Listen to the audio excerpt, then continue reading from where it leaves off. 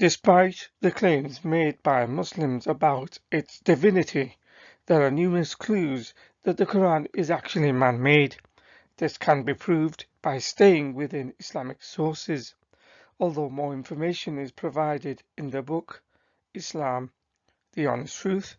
Video Part 8 described the Quran's link with poetry and its significance. And here is a quote from Muhammad's uncle Ibn Abbas in a hadith found in Fathul Bari, graded as Hasan or good by its compiler Ibn Hajar al-Asqalani, which reads, "If anything is lost from the Quran, put poetry in it." Question: if the Quran is inimitable and unreproducible by any human, how is it that poetry can be inserted into it if anything is missing from it? In another hadith, the importance of poetry is mentioned by Muhammad. In Sunan al-Kubra by al-Bayhaqi, Muhammad is quoted as saying, "There is wisdom in poetry, and if something from the Quran becomes ambiguous to you, seek it from poetry, for it is Arabic." In numerous hadiths, such as Musnad Ahmad and Sahih al-Bukhari, it mentions the account of a man who used to write the Quran on behalf of Muhammad. It says he put in it what he wanted after being told by Muhammad to write as he wished. Naturally, the man turned away from Islam, realizing the Quran cannot be from God. Without explaining how he died, it says the earth did not accept him in the ground after he was buried.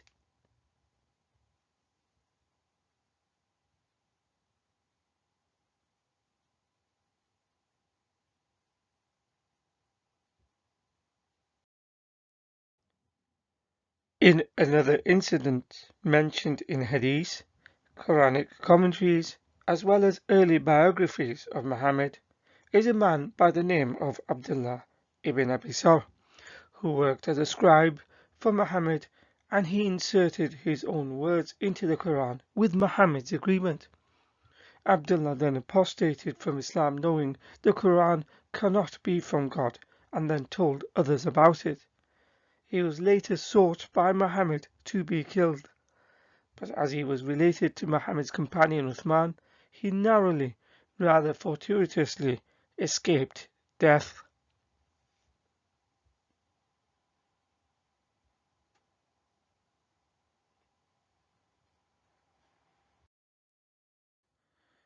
Despite Muslims claiming Islam being a truly monotheistic faith, they actually personify Allah.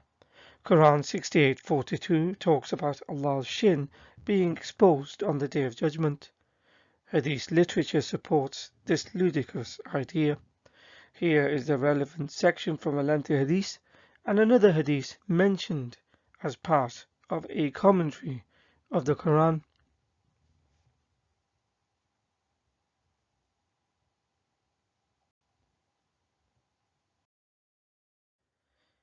If the foregoing statements are not absurd enough, Quran 69:17 says angels will carry Allah's throne on the Day of Judgment.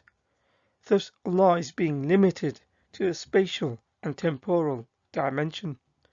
These angels are described as cherubs in one commentary. However, their description is very similar to ancient depictions of guardian angels, a semi-animal type figure often guarding important buildings.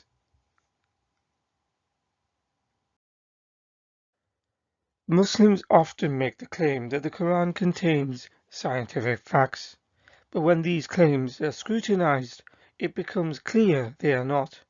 Rather, they are contrived attempts to make it fit with a modern scientific claim.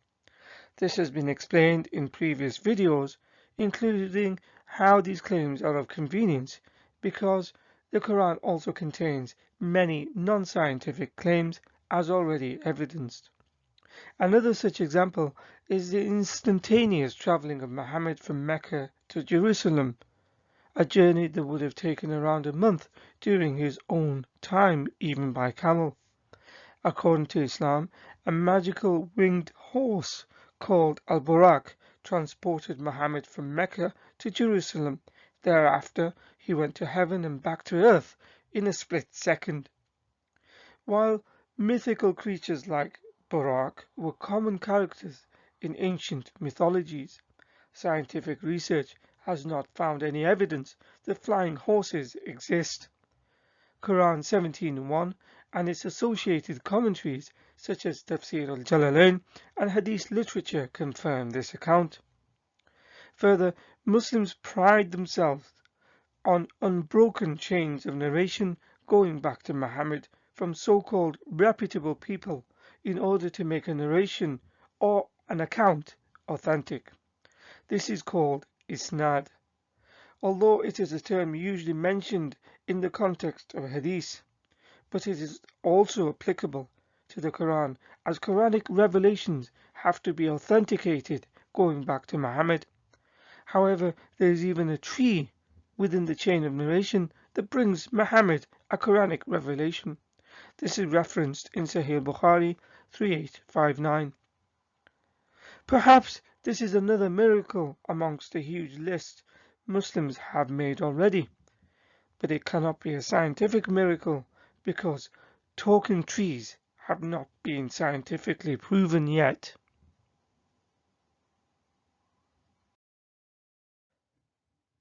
So in conclusion, if one looks beyond the claims made by Muslims and reads the Quran with an objective mind, devoid of any confirmation bias or emotional sensitivities, it becomes manifestly clear it was produced by men.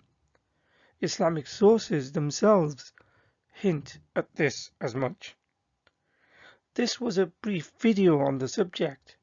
More information is provided in the book Islam, the Honest Truth, What They Don't Tell You.